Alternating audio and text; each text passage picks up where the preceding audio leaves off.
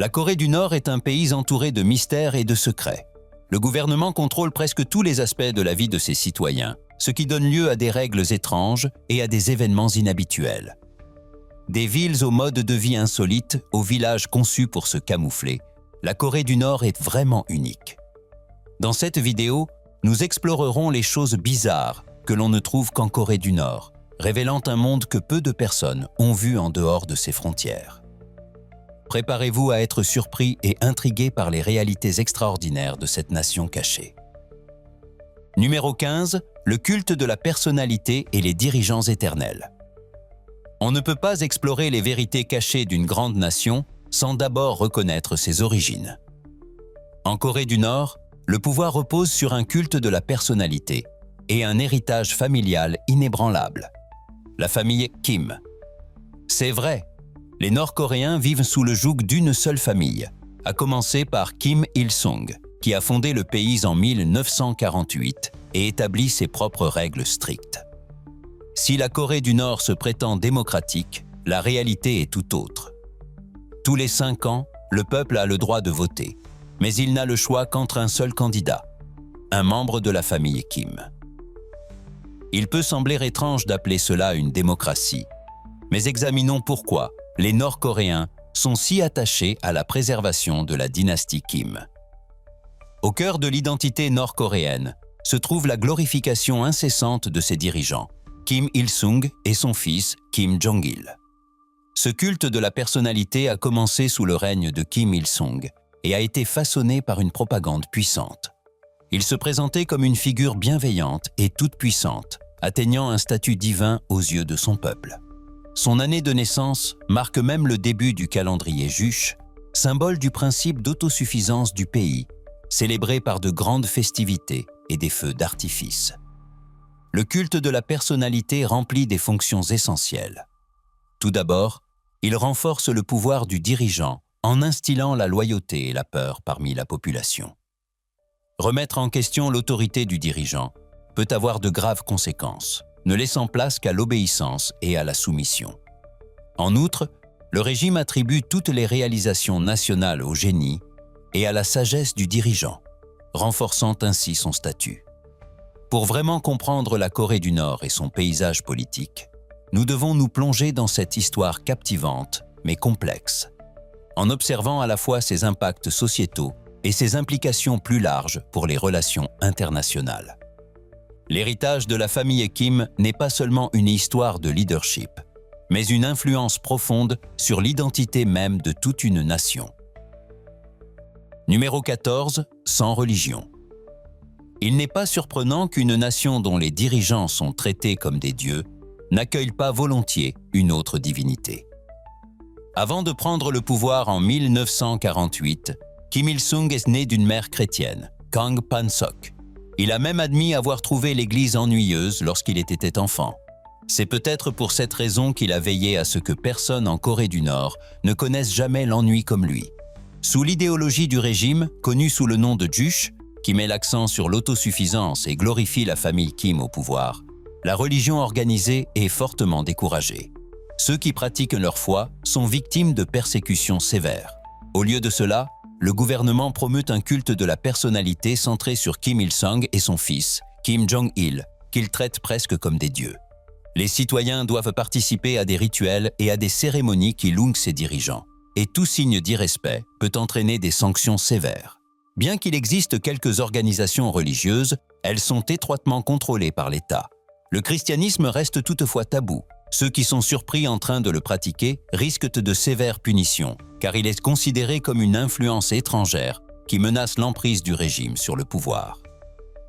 Malgré cette oppression, je pense qu'il existe encore des pratiques clandestines et des croyants.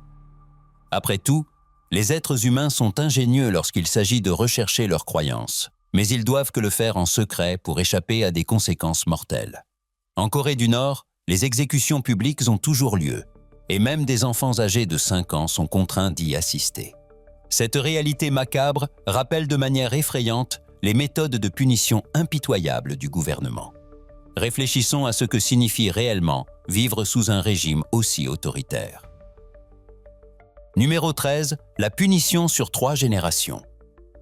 Imaginez, juste un instant, que votre oncle ait volé une pomme. À cause de son erreur, toute votre famille, soit 3 générations, doit aller en prison. C'est déchirant. Même s'il s'excuse et rend la pomme, cela n'a aucune importance. Vos parents âgés et vos enfants innocents se retrouvent derrière les barreaux pour quelque chose dont ils n'ont aucune idée. Ce n'est pas seulement une histoire triste, c'est la dure réalité en Corée du Nord. Mais contrairement au vol mineur de votre oncle, le pays applique une politique brutale qui punit non seulement les accusés, mais aussi toute leur famille, sur au moins 3 générations. Si une personne est considérée comme une menace pour l'État ou a commis ce qu'ils appellent un crime politique, les conséquences vont bien au-delà de cette personne. Ses parents, ses enfants et même ses petits-enfants peuvent être jetés en prison, condamnés aux travaux forcés ou bannis dans des régions reculées simplement parce qu'ils sont apparentés à une personne accusée d'avoir commis un délit. Cette tactique impitoyable trouve ses racines dans les débuts de la Corée du Nord, sous Kim Il-sung. Le gouvernement a mis en place cette politique pour renforcer son emprise sur le pouvoir et écraser toute rébellion ou dissidence potentielle. En faisant souffrir des familles entières, il vise à instiller une peur profonde et à étouffer toute velléité de résistance. Dans ce contexte, il est pratiquement impossible d'exprimer librement son opinion. La peur de ce qui pourrait arriver à leurs proches empêche les gens d'exprimer des opinions critiques, réduisant ainsi la liberté d'expression au silence. La communauté internationale et les organisations de défense des droits de l'homme ont fermement condamné ce système pour ses violations flagrantes des droits individuels et son mépris total de la justice. D'innombrables innocents ont enduré des souffrances inimaginables à cause de ce régime oppressif. Pourtant, la Corée du Nord reste isolée, faisant la sourde oreille aux appels au changement lancés par le reste du monde. Numéro 12. Les villes factices. La Corée du Nord est tristement célèbre pour son secret, mais l'existence de villes vides et déguisées rend la situation encore plus inquiétante. L'une de ces villes est Kijongdong, souvent appelée « village de la propagande ». Cet endroit a été conçu pour donner une impression de prospérité et de réussite au monde extérieur. Kijongdong est situé près de la frontière avec la Corée du Sud, plus précisément dans la région industrielle de Kaesong, juste à côté de la zone démilitarisée coréenne. Pourquoi une telle ville factice attire-t-elle l'attention internationale? Parce que, étonnamment, elle semble réelle et parfaite dans les moindres détails. On y trouve d'impressionnants gratte-ciel et un mât gigantesque, tous conçus pour mettre en valeur une communauté prospère, censée être peuplée de Nord-Coréens fiers de leur pays. Alors, pourquoi investir dans ces villes factices? L'objectif est de créer une façade de richesse et de progrès, destinée à tromper les observateurs étrangers et la Corée du Sud voisine. En promouvant cette fausse image d'une société prospère, la Corée du Nord tente de s'affirmer comme une nation forte et une soi-disant utopie, même si la réalité est très différente. Il existe de nombreuses théories sur l'existence de ces structures trompeuses. Certains pensent qu'elles sont destinées à projeter une image de force et de stabilité, tandis que d'autres affirment que les bâtiments de Kijongdong ne possèdent pas de vraies fenêtres, ce qui suggère que le village tout entier n'est qu'un décor creux sans aucun habitant réel. D'autres encore pensent que ces façades servent à détourner l'attention du peuple nord-coréen des dures réalités auxquelles il est confronté, telles que la pauvreté, les pénuries alimentaires et le manque criant de services de base. Malgré ces spéculations, la vérité sur ces villes factices reste mystérieuse. Le caractère fermé de la Corée du Nord rend difficile la découverte de la réalité. Les journalistes et les visiteurs étrangers sont soumis à des contrôles stricts, ce qui rend presque impossible de confirmer les affirmations concernant ces illusions urbaines. En résumé, Kijongdong et d'autres sites similaires illustrent un désir puissant et troublant de présenter une image qui contraste fortement avec les difficultés auxquelles le peuple nord-coréen est confronté chaque jour. Numéro 11. Interdiction des jeans et des vêtements occidentaux. En Corée du Nord, le port de jeans et de vêtements occidentaux est interdit, car Kim Jong-un estime qu'il représente l'influence américaine. Cette interdiction s'étend même aux vêtements et t-shirts importés. Les citoyens sont tenus de porter des vêtements approuvés par l'État, en privilégiant les tenues traditionnelles coréennes, telles que le hanbok. L'importance accordée aux vêtements traditionnels souligne l'attachement du gouvernement au patrimoine culturel et au nationalisme. Ces règles vestimentaires sont strictement appliquées, les fonctionnaires effectuant des contrôles réguliers et punissant ceux qui ne les respectent pas. Les contrevenants s'exposent à des amendes, à la honte publique, voire à des peines d'emprisonnement. De nombreuses personnes, en dehors de la Corée du Nord, ont critiqué ces restrictions, arguant qu'elles violent les libertés individuelles et les droits de l'homme. Si certains voient dans cette interdiction un moyen de protéger l'identité unique de la Corée, d'autres y voient une tactique oppressive visant à étouffer l'individualité et à promouvoir la conformité. Ces restrictions vestimentaires ne sont qu'une partie du contrôle plus large que le gouvernement nord-coréen exerce sur la vie de ses citoyens. Nous pouvons maintenant nous intéresser aux coiffures, qui sont également strictement réglementées. Numéro 10. La coupe de cheveux imposée par l'État. Quand on pense aux coiffures en Corée du Nord, la coupe distinctive de Kim Jong-un vient immédiatement à l'esprit. C'est presque réconfortant que personne n'ose l'imiter. Franchement, qui le voudrait? En Corée du Nord, les coupes de cheveux et l'apparence physique sont strictement contrôlées, reflétant les règles culturelles rigoureuses du pays. Le gouvernement a établi des directives spécifiques en matière de coiffure, afin de promouvoir la conformité et de présenter une image du citoyen idéal. Cette réglementation concerne tout le monde, hommes, femmes et enfants. Seules 28 coupes de cheveux sont autorisées, 10 pour les hommes et 18 pour les femmes. Ces règles sont strictement appliquées par les médias d'État, des affiches dans les lieux publics et des contrôles réguliers par les autorités locales. Les hommes doivent avoir les cheveux courts et respecter des règles strictes concernant la longueur, le style et les pattes. Les styles traditionnels coréens sont privilégiés, souvent inspirés de personnages historiques et de leaders révolutionnaires. Pour les femmes, la coupe Japatsu, qui ressemble à celle du père de Kim Jong-un, Kim Jong-il, est l'une des options les plus populaires. Bien que la liste des coiffures autorisées pour les femmes soit plus longue, elles doivent tout de même conserver une apparence conservatrice. Les cheveux longs sont généralement mal vus et il existe des directives spécifiques concernant le coiffage et les accessoires. Les femmes sont encouragées à adopter des coiffures féminines et traditionnelles. Les salons de coiffure locaux jouent un rôle essentiel dans l'application de ces règles. Ils doivent afficher des posters des coupes autorisées et suivre scrupuleusement les directives du gouvernement. Les coiffeurs sont même soumis à la pression de signaler tout client qui tente d'adopter une coiffure interdite, ce qui crée un climat de surveillance constante. Les règles en matière d'apparence physique ne s'arrêtent pas aux coupes de cheveux. Les hommes nord-coréens doivent être rasés de près, car la barbe est rarement acceptée. Les femmes doivent également respecter des normes strictes en évitant les vêtements révélateurs et en se maquillant de manière discrète afin de conserver un aspect naturel. Le non-respect de ces règles peut entraîner des sanctions allant de l'amende et de l'humiliation publique à des peines sévères, notamment des travaux forcés ou pire encore, selon la nature de l'infraction et la position politique de l'individu. En contrôlant l'apparence physique, le régime cherche à s'assurer que les citoyens se conforment aux idéaux de l'État, favorisant ainsi une identité nationale unifiée. Cette réglementation stricte en matière de coiffure et d'apparence physique reflète le climat général de surveillance et de contrôle qui règne en Corée du Nord. Numéro 9. Les dames de la circulation. Lorsque les touristes visitent la SAT et la Corée du Nord, l'une des premières choses qui attire leur attention est la présence remarquable des dames de la circulation. Vêtues d'uniformes élégants, avec des gants blancs et des chapeaux distinctifs, ces femmes gèrent avec grâce la circulation dans les rues. À Pyongyang, la capitale, elles constituent un élément clé de la ville. Ces agentes en uniforme imposent le respect tant aux piétons qu'aux conducteurs.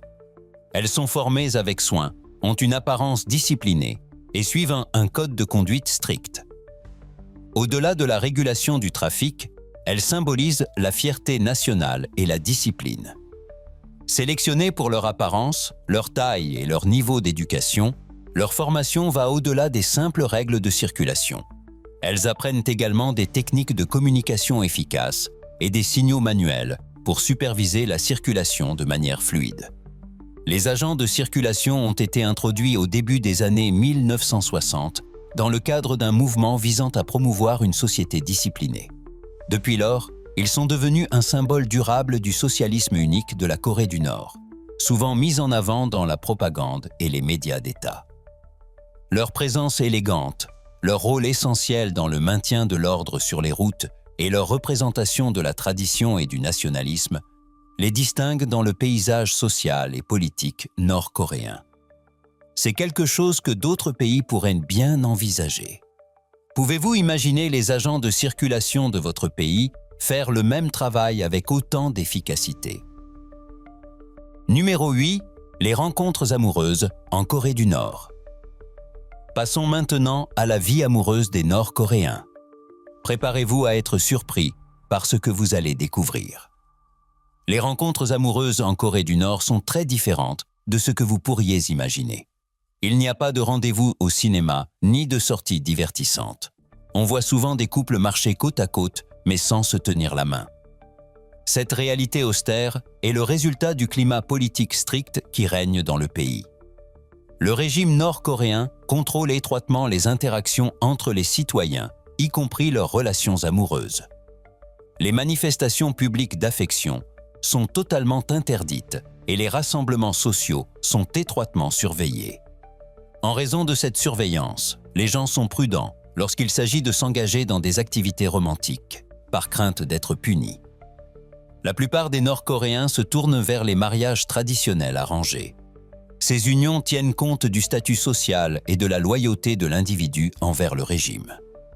De plus, les relations amoureuses avec des personnes d'autres pays sont découragées, car le gouvernement considère ces relations comme une menace pour la sécurité.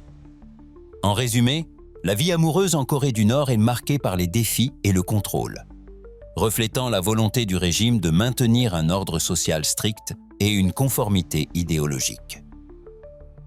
Numéro 7. Pas d'utilisation de contraceptifs et de produits hygiéniques. Vous êtes prévenus, cette partie va certainement vous surprendre. En Corée du Nord, de nombreuses femmes ne savent pas ce qu'est une serviette hygiénique, elles n'en ont jamais vu. Les premières serviettes hygiéniques ont été inventées en 1888, mais dans ce pays secret, les femmes utilisent souvent de vieux tissus ou des serviettes, qu'elles lavent pour les réutiliser le mois suivant. Cette situation n'est pas seulement alarmante, elle est carrément insalubre et frustrante. Nous ne vivons plus au Moyen Âge. Partout dans le monde, les femmes ont le droit de se sentir en sécurité et propres pendant leurs règles. Il est temps de reconnaître leurs droits fondamentaux et d'exiger que les choses changent. Numéro 6. Pas de télévision, de téléphone, ni d'accès à Internet. En Corée du Nord, le gouvernement impose depuis longtemps des règles strictes qui empêchent tout accès à la télévision et à Internet. Ce contrôle de l'information est une stratégie clé pour maintenir la population isolée du monde extérieur. En interdisant ces formes de médias, le régime peut contrôler étroitement les messages que reçoivent les citoyens, s'assurant ainsi que seules les informations approuvées par l'État leur parviennent. Cela contribue à maintenir l'idéologie de l'État et à soutenir le culte de la personnalité qui entoure ses dirigeants. L'interdiction de la télévision et d'Internet par le gouvernement sert des objectifs essentiels. Elle limite l'exposition aux idées étrangères susceptibles de remettre en cause le discours du régime et empêche les citoyens de remettre en question leur loyauté envers leurs dirigeants. Avec un accès limité aux perspectives extérieures, les Nord-Coréens sont souvent moins conscients des autres modes de vie, ce qui renforce leur allégeance au régime. Les citoyens sont conditionnés à considérer leurs dirigeants comme la seule source de vérité et de soutien. Pour renforcer cet isolement, le gouvernement recourt à une surveillance étroite et à une censure stricte. La possession d'appareils non autorisés permettant d'accéder aux médias étrangers est considérée comme un crime grave, passible de sanctions sévères, pouvant aller jusqu'à l'emprisonnement ou pire encore. Malgré ce contrôle oppressif, certaines personnes courageuses ont trouvé le moyen d'accéder aux médias étrangers grâce à des appareils introduits clandestinement ou à des antennes paraboliques illégales. Cependant, les risques encourus sont immenses, car être pris peut avoir de graves conséquences. Dans un revirement surprenant, considérez une image récente de lycéens nord-coréens qui semble montrer qu'ils s'adonnent à des pratiques intimes réservées aux couples mariés dans leur salle de classe. Cela soulève de nombreuses questions sur la manière dont l'éducation sexuelle est abordée dans un pays connu pour son cadre moral strict. Si cette image est authentique, elle pourrait contredire les valeurs chères à la Corée du Nord. Qu'en pensez-vous? Nous vous invitons à partager votre opinion dans les commentaires. Numéro 5. Les camps de prisonniers en Corée du Nord. Nous avons vu à quel point les règles sont strictes en Corée du Nord. Plongeons-nous maintenant dans la dure réalité de la vie dans leur prison. Il peut sembler y régner un esprit communautaire, mais la vérité est bien plus sombre. Le système pénitentiaire nord-coréen comprend plusieurs types d'établissements. Les camps de prisonniers politiques, les camps de travail et les centres de rééducation. Les camps de prisonniers politiques sont destinés à ceux qui sont considérés comme une menace pour le régime, tels que les personnes soupçonnées de dissidence ou de tentatives de fuite du pays. Les conditions dans ces camps sont brutales. Les prisonniers sont soumis au travail forcé, souffrent de malnutrition et de l'absence de soins médicaux, et sont constamment victimes de violences physiques. La torture et les exécutions sont tragiquement courantes, créant une atmosphère de peur et d'oppression, avec une surveillance stricte pour étouffer toute velléité de dissidence.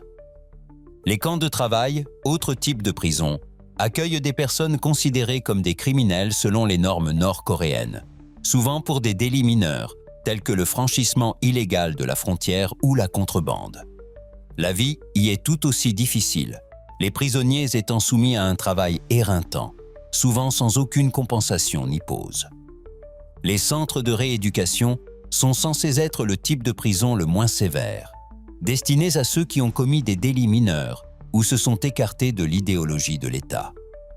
Il suffit presque d'avoir les cheveux un peu plus longs pour être considéré comme quelqu'un qui a besoin d'une aide psychologique. Dans ces centres, la manipulation psychologique est utilisée pour imposer la loyauté au régime et éliminer toute menace potentielle. Si les centres de rééducation peuvent sembler moins sévères, on peut se demander s'ils remplissent vraiment leur fonction ou s'ils ne sont qu'un autre outil d'oppression. La réalité est que tous les aspects du système pénitentiaire nord-coréen sont conçus pour instiller la peur et maintenir le contrôle, laissant peu d'espoir à ceux qui sont piégés entre ces murs. Numéro 4. Le système éducatif en Corée du Nord. Pensez-vous que les Nord-Coréens vivent l'éducation différemment? Une chose est claire. L'éducation en Corée du Nord est étroitement contrôlée par le gouvernement.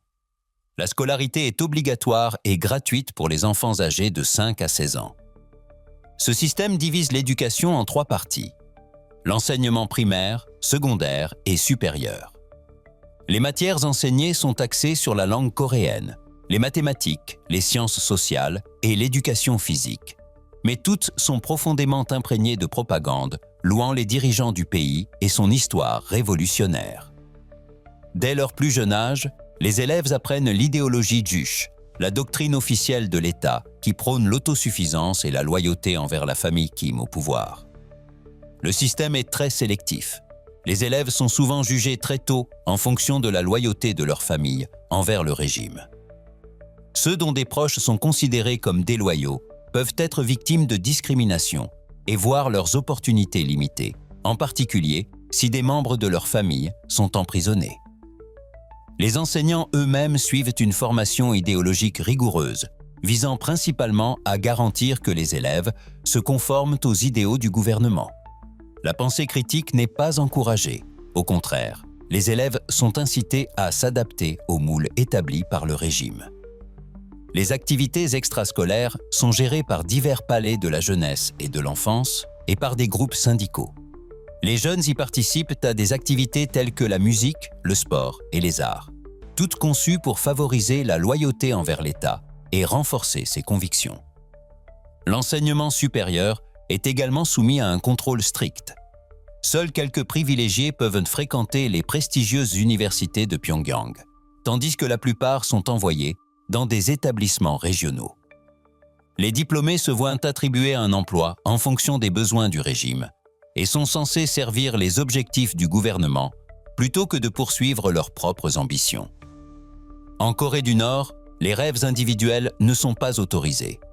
La vie tourne uniquement autour du régime. Troisièmement, des fuseaux horaires et des calendriers particuliers. La Corée du Nord se distingue du reste du monde par son fuseau horaire et son calendrier propre, qui témoignent de sa volonté d'affirmer son identité. Le pays fonctionne selon l'heure de Pyongyang, qui a 8 heures d'avance sur le temps universel coordonné, UTC plus 8. Cela signifie que la Corée du Nord a une demi-heure de retard sur ses voisins, la Corée du Sud et le Japon, qui sont tous deux à UTC plus 9. En août 2015, la Corée du Nord a pris une décision audacieuse en modifiant son fuseau horaire d'une demi-heure pour célébrer le 70e anniversaire de sa libération du joug japonais. Ce changement était un symbole fort de son indépendance, visant à rompre les liens historiques avec le Japon et à rétablir le fuseau horaire utilisé avant l'occupation japonaise. La Corée du Nord suit également son propre calendrier, appelé calendrier Juche, qui a été instauré en 1997. Ce calendrier marque l'année de naissance de Kim Il-sung, le fondateur du pays, renforçant ainsi l'importance accordée par le régime à son histoire et à son identité. Ces pratiques inhabituelles en matière de mesure du temps reflètent non seulement l'isolement de la Corée du Nord, mais soulignent également sa quête d'autonomie. Si de telles mesures peuvent créer des difficultés dans les relations internationales, elles permettent de renforcer le contrôle du gouvernement sur sa population et de consolider le discours sur la souveraineté. Numéro 2. L'hôtel Ryugyong. L'hôtel Ryugyong, situé à Pyongyang en Corée du Nord, est l'un des plus grands hôtels du monde, mais il reste inoccupé. Culminant à environ 330 mètres, cette structure impressionnante est devenue un symbole de la ville. Sa construction a commencé en 1987, mais elle a été interrompue pendant des années en raison de difficultés économiques, ce qui lui a valu le surnom de « Hôtel de la mort ». La conception du bâtiment est unique, avec 3 ailes qui s'élèvent vers le ciel, ressemblant à une pyramide géante ou à un cône haut. Son extérieur, fait de verre et de béton, lui donne un aspect futuriste qui captive les regards. Bien que plusieurs décennies se soient écoulées sans que sa construction soit achevée, l'hôtel a connu quelques améliorations, notamment l'installation de lumières LED qui illuminent sa façade la nuit. Bien que son intérieur reste en grande partie mystérieux, l'hôtel Ryugyong est un monument controversé et intrigant. Il représente les rêves ambitieux des dirigeants nord-coréens, mais n'a jamais accueilli de clients ni servi aucun objectif. Cet immense bâtiment vide reste un rappel obsédant du potentiel inexploité au milieu de l'histoire complexe de la région. Numéro 1. Les Jeux de masse Arirang. Le spectacle captivant de talent, de tradition et de travail d'équipe des Jeux de masse nord-coréens est vraiment impressionnant et donne envie de visiter le pays. Cet événement annuel célèbre l'histoire révolutionnaire du pays et renforce le sentiment de fierté de son peuple. Les Jeux de masse combinent danse, gymnastique, musique et démonstrations militaires, mettant en avant les principes fondamentaux du régime au pouvoir. Organisés en l'honneur des dirigeants du Parti des travailleurs coréens, Kim Il-sung et Kim Jong-il, les Jeux Arirang sont devenus au fil des ans l'un des spectacles de masse les plus remarquables au monde. Caractérisés par leur ampleur et leur précision, des milliers d'artistes, pour la plupart des étudiants et des membres de diverses organisations, se réunissent pour créer des motifs et des images époustouflants que l'on peut admirer de loin. Une telle synchronisation nécessite un entraînement intensif et une discipline stricte, faisant de chaque spectacle une véritable œuvre d'art. L'événement se déroule au stade du 1er mai à Pyongyang, le plus grand stade du monde, pouvant accueillir plus de 150 000 spectateurs. Les spectacles sont des exhibitions éblouissantes de lumière, de couleurs et de mouvements, accompagnés de chorégraphies soigneusement préparées qui célèbrent les dirigeants du pays et leurs réalisations. Les thèmes abordés tournent généralement autour de l'histoire de la Corée du Nord, des luttes révolutionnaires et des idéaux du socialisme. La musique joue un rôle essentiel, avec de grandes chorales chantant des chants patriotiques et des hymnes révolutionnaires en parfaite harmonie. Les instruments traditionnels coréens ajoutent une touche culturelle riche au spectacle. Si la Corée du Nord peut sembler mystérieuse ou mal comprise, cet événement révèle un aspect unique de sa culture tout à fait extraordinaire. Merci de nous avoir suivis et nous espérons vous retrouver pour notre prochaine exploration. Nous espérons que vous avez apprécié cette vidéo. Si vous souhaitez découvrir d'autres vidéos que nous avons réalisées pour vous, cliquez sur l'une d'entre elles à l'écran ou consultez la chaîne. Merci d'avoir regardé et à la prochaine fois.